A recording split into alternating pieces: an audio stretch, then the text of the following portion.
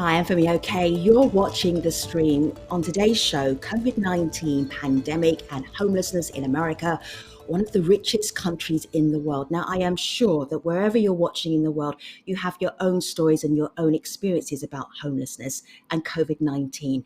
You know what to do if you're on YouTube. Jump into the chat, and you too can be part of the conversation.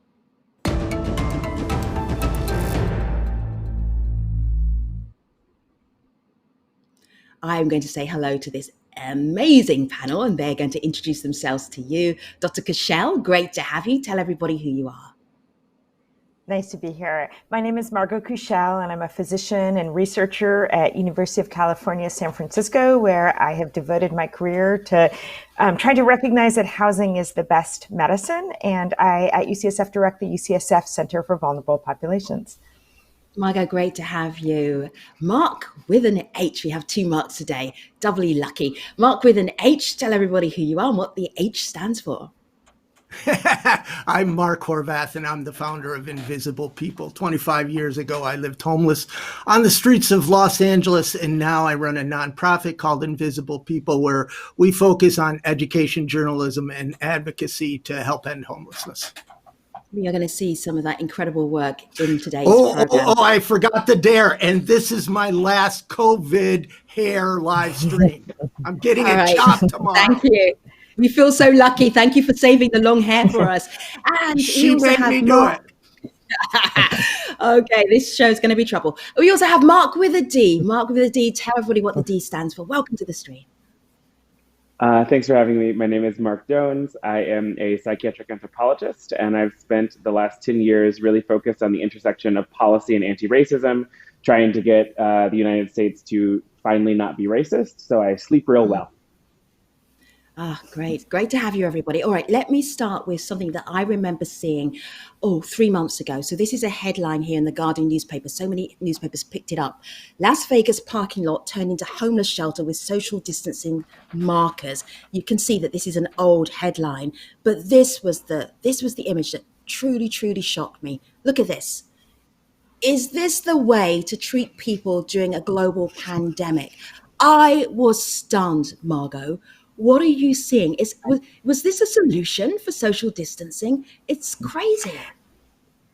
I mean, I think it's a really damning statement of where the United States is with homelessness right now. The COVID pandemic hasn't changed anything, but it has really shown us and exploited the fault lines in our community, the way that racism shows up in everything that we do.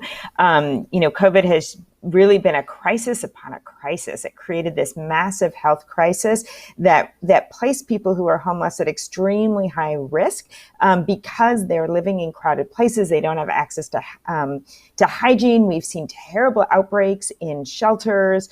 And I think that non-response response of placing people outside and painting a line 6 feet apart just shows how far we have to go as so many people have suffered from this pandemic. Mark D, I see you nodding. Articulate the nod. Go ahead. I mean, like Margot's right. It's embarrassing, right? Like we as a nation should be embarrassed by how we have historically interacted with folks experiencing homelessness. This should be, frankly, the final nail in the coffin with regard to seeing very clearly that what we do is unconscionable. And to Margot's point about racism, right? I think that it's really important to note that the majority of people experiencing homelessness in this nation are Black and brown folks. And that, frankly, the reason why we have been able to get away with the treatment that we have is because of that, right? It is the fusion of America's classism and racism that simultaneously allows us to say to people, you don't exist, and what you need doesn't matter. Let's talk practicalities, Mark H. You head up a project called Invisible People. You spend a lot of time with people on the streets. You talk to them. You say, tell me your story. What happened to you? Very direct. I first want to address the Las Vegas photo because when that article and those photos came out, it was shocking and there was a lot of uproar about it, and there should be, but that's how Las Vegas has treated homelessness far before COVID-19. The city uses what a courtyard model where people are sleeping on a sidewalk in a courtyard before COVID-19 came about. So yeah, everybody's screaming about this, but we've been treating homelessness like that for decades. Yeah, that's exactly right. Like we've always been this bad, right? Like Yeah. we've never actually had an actual humanitarian, dignity-centered approach to homelessness. And so I think that what is remarkable is how little has changed. To Mark's point, right? Like we see these sort of quote unquote before and after, but it's just the same before. Right. Can I just go back to I the mean, I think photograph it's again?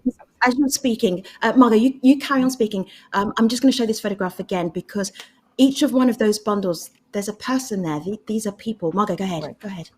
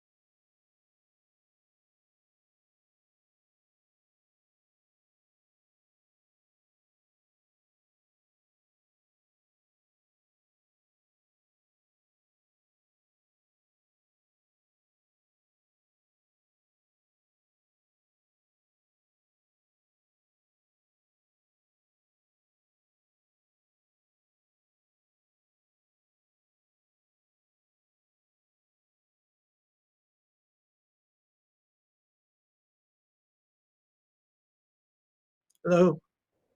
hello. Hi, Margot. Hello, Mark. Hello, Mark. It was going so well. And then we had a gremlin. Apologies about that. So the whole thing crashed. I did think we refresh may my. have, yeah, I refreshed my browser. Did we all refresh our browsers? Yeah, Yeah. refreshed it Yeah. Yeah. All right. Very good. now, but yeah.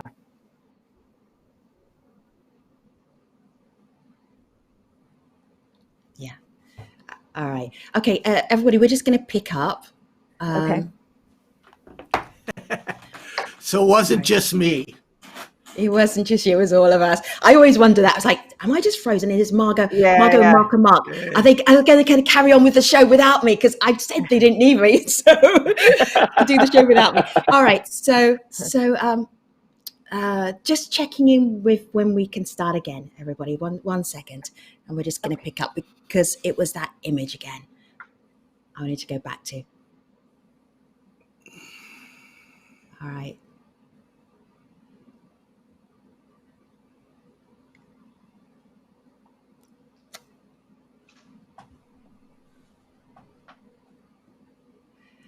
All right. Yeah. And I still Standing, can't see either of you. standing by everybody.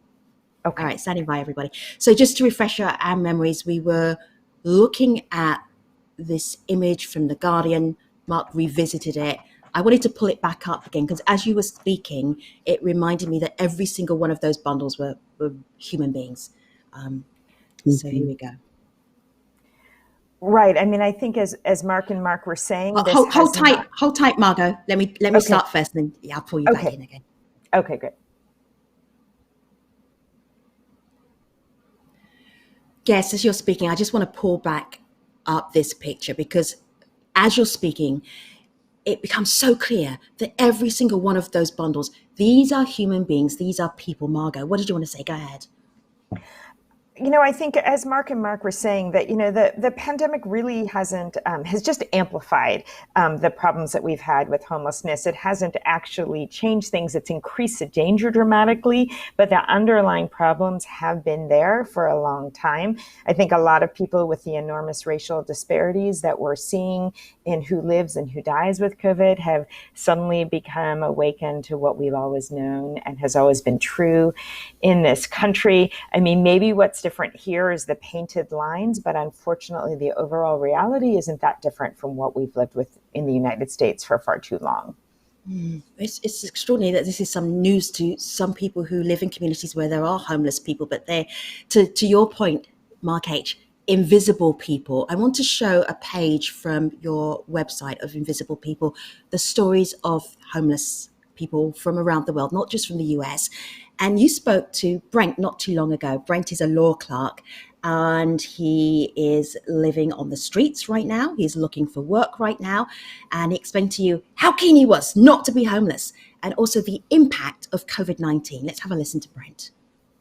I really like a place to lock up my stuff, take a shower, and just a little piece of the world to close the door on so that people can't go through your stuff. Yeah.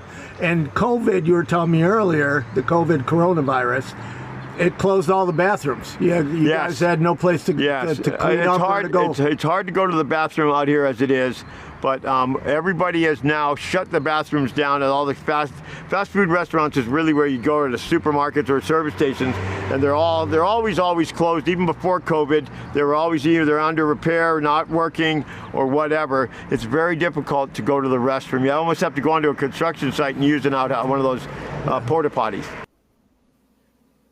Mark H., real practical difficulties right there. No. I remember about a month or 2 months ago, we had a toilet paper shortage. So now imagine you're homeless and you can't get toilet paper, nor can you get access to a bathroom. And where it is a real crisis is water. And hygiene. I mean, with COVID, you have to wash your hands, but also homeless people use drinking water that they get from public bathrooms, and you need water to live. I think there's something interesting also about Brent's story that in Los Angeles, a city, right now the CDC has come out with guidelines that are against homeless sweeps. So in Los Angeles, advocates, and thank God for that they were able to push this, have really slowed down the sweeps. So now Brent, in that story, if you watch the whole video, Brent can stay in one place. They don't have to move every day. They don't have the threat of police every day. But to be perfectly clear, Los Angeles, Denver, and many cities, even though it's against CDC guidelines, are still sweeping homeless camps. Mm-hmm. Well, and this is yeah, Mark. Well, I was just going to say, like this is, I think why folks in the housing and homelessness sector actually do have to have a position on policing and police interactions, right? Again, if we own the fact that the majority of folks experiencing homelessness in the U.S. are folks of color, like police interactions are not a neutral thing, right? Like the police violence and the brutality that has been documented in the demonstrations has been, sort of really lifted to the fore of the conversation the last couple of weeks, is stuff that we have seen folks experiencing homelessness undergo for years. There are tons of headlines, right, of police interacting with folks experiencing homelessness and the brutality that comes out of that. And so I think that we actually, again, have to be really clear that racism is at the core of this. And right, I want to say really, really candidly, clearly, the police budgets, right, that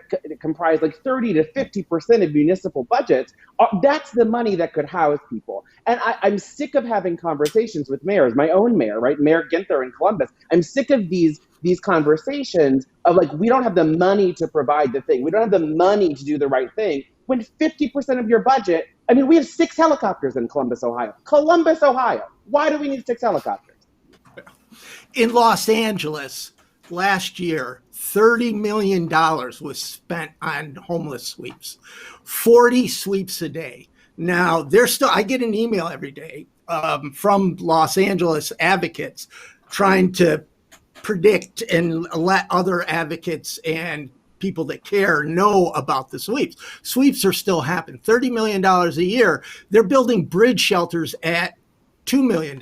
Those sweeps, if you took the budget away from sweeps, you could build 15 shelters at the money that they're spending. It makes no sense to me, but that's the response to homelessness. And you wonder why it grows? Yes, conversation happening on YouTube I want to share with you. So Amit Kumar, 1946, Amit says, we can't depend on the government for all of this. We should help the homeless at an individual level. Margot. I mean, look, I think that speaking for the United States, to say the government hasn't had a role in this on sort of the dispossession for Black and brown people of their ability to buy housing, sort of buy into the quote unquote American dream, has been a major contributor to, and by the way, that was sanctioned by the government for many years, major contributor to the enormous wealth gaps that we see. And that is an enormous cause of homelessness. The lack of affordable housing. Affordable housing doesn't just support itself. Affordable housing needs to be supported by the government. If we come to things and think that magically the market is going to fix this, you wind up seeing what we see in the United States. The numbers don't pencil out. We have a minimum wage that hasn't kept up with the cost of living. We have had a dramatic disinvestment in housing supports. In most parts of the world, housing is something that is supported by governments, and we don't really have that to the extent that we need that. So I guess I would counter that the market it has failed here, that, the living wage in the Bay Area where I live right now is what we call the housing wage, where people could actually afford very modest housing, would be $40 to $50 an hour. We're fighting like heck to get the minimum wage up to $15 an hour. Something has to give, and that, I think, I'm afraid to say, is going to need to involve federal investment or investment in housing, investment in increase in our minimum wage so that we pay people the job that they do, and the recognition that some people will always and have always needed support. It's just that we have different, we just are in a country where people take this individualized view and don't actually believe. They sort of have this sense that everything is everyone's individual fault when it just really isn't. Yes, I wanted to have a think about this, if I may, because we are talking about an issue that has been an issue in the United States for a very long time, also an issue around the world for a very long time. I am wondering if COVID-19 could change that. I want to have a look at this. This is Anna Liffey on Twitter. Dublin has outperformed even best scenarios for COVID-19 mortality among homeless and drug-using populations. Anna Liffey is a group that looks after people who use drugs and helps them to get out of their drug use. Tony Duffin says 63 homeless people were diagnosed with COVID-19 and there was one death, a fraction of what was predicted in Dublin. We saw that tweet and we were like, Tony, we need to talk to you. This is what he told us a little bit earlier. What we did in Dublin, what we had in Dublin, was decisive leadership from the state, partnership approach from NGOs, all working together. We had increased housing provision and improved access to drugs like methadone, benzodiazepine, and naloxone. We also had many other supports in place. So combined, all this joint working meant that we were able to reduce the spread of COVID-19 and to reduce drug-related harm. Okay, this is impressive. Margot, you go first. Well, I mean, I think in some ways COVID-19 has shown that this is not rocket science, right? That in some parts of the country, not that hard. I think that what we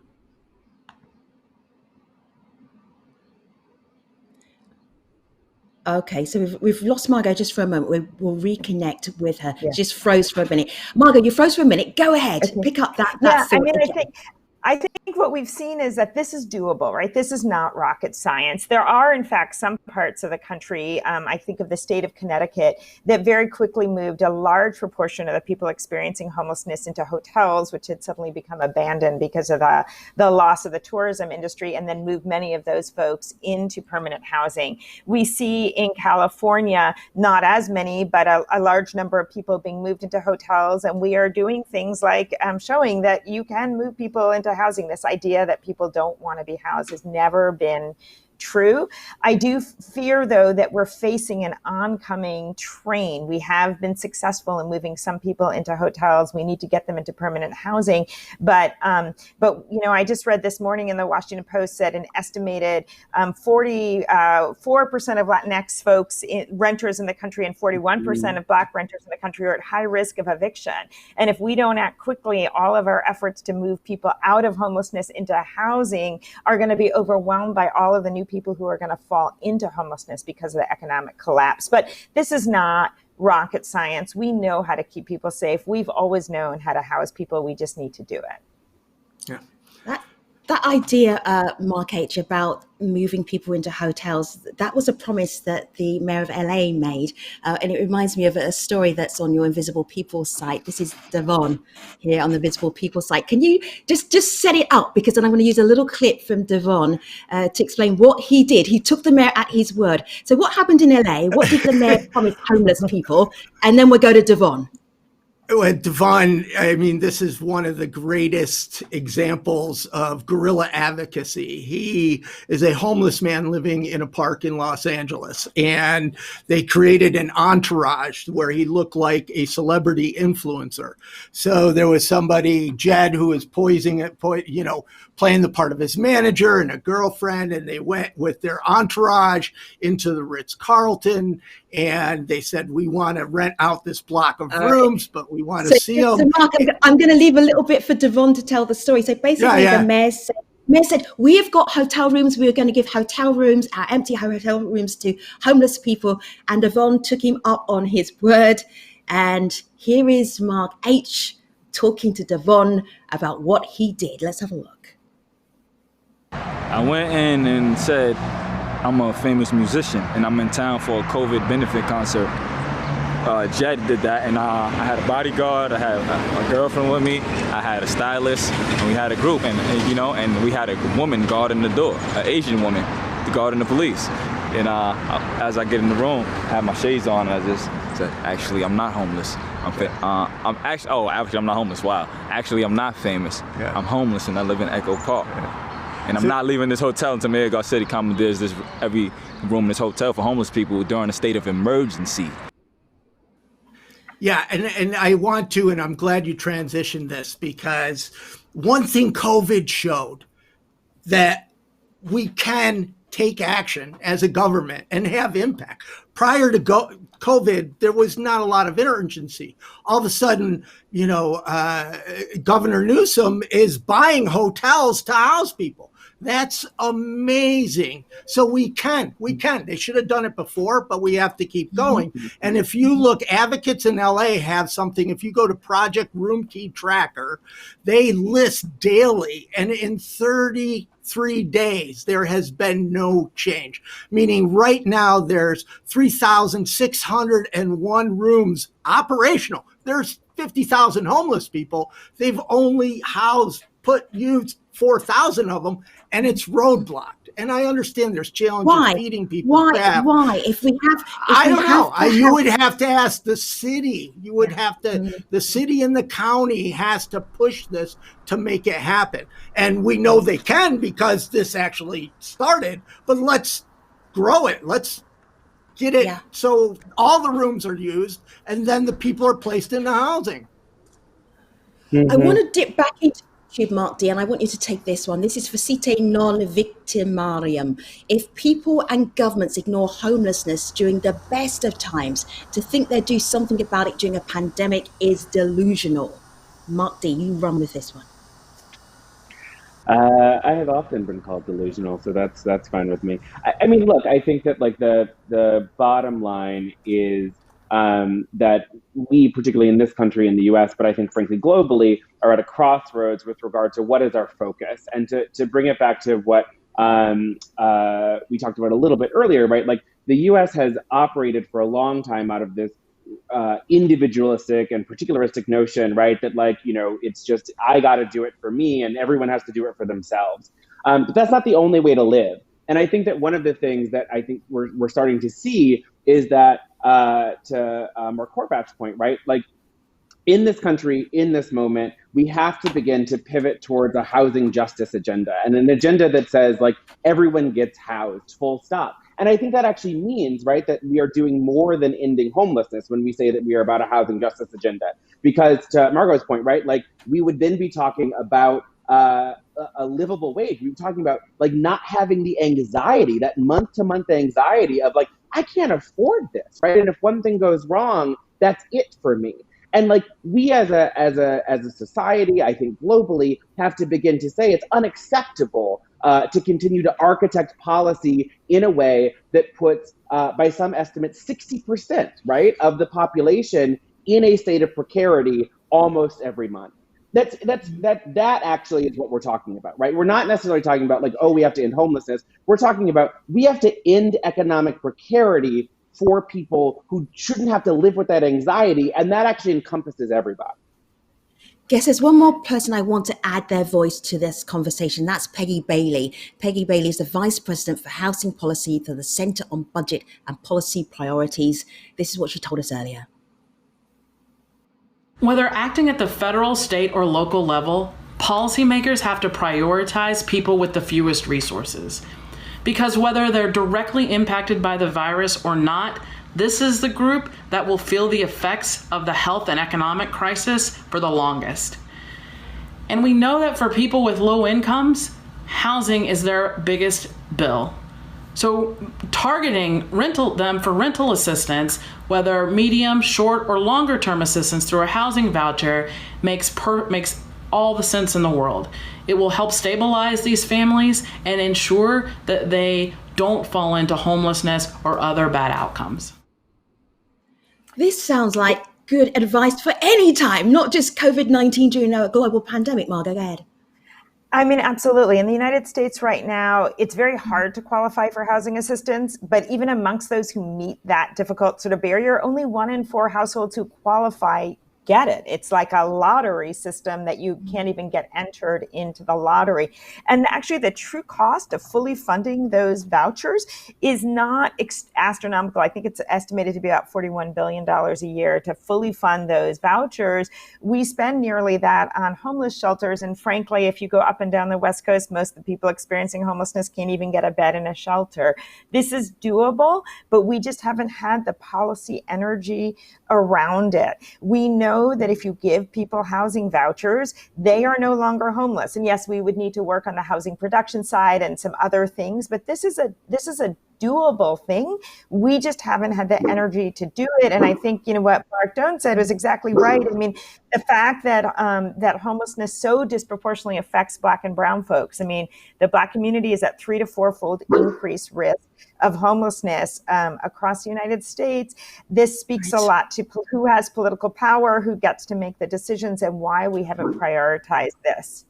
Okay, so guess I'm in the last 30 seconds of this program. Mark H., you're former TV person, you know what that means. I'm going to show you a few pictures though from invisiblepeople.tv, because I want you to see people who do not have homes, people who do not have the resources. These are the faces of the people that Mark gets to talk to. Mark, you always ask the people you talk to who are on the streets their 3 wishes. What are your 3 wishes, bearing in mind the context of our conversation?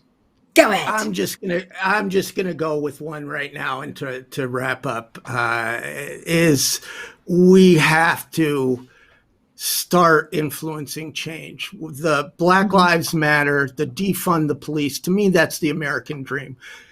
Right. I had given up that politicians listen to us, but Black Lives Matter and defund police has shown that we can speak up and change policy. So when it comes to housing, when it comes to providing support and solutions to end homelessness, we have to speak up. And if you're in the United States right now, I mean, there's a lot of advocacy. You have to get involved. You have to get involved at the local level and at the national level. Right now, the Emergency Rental Assistance and Rent Stabilization Act, contact your senators. We have to do something, change policy, get housing.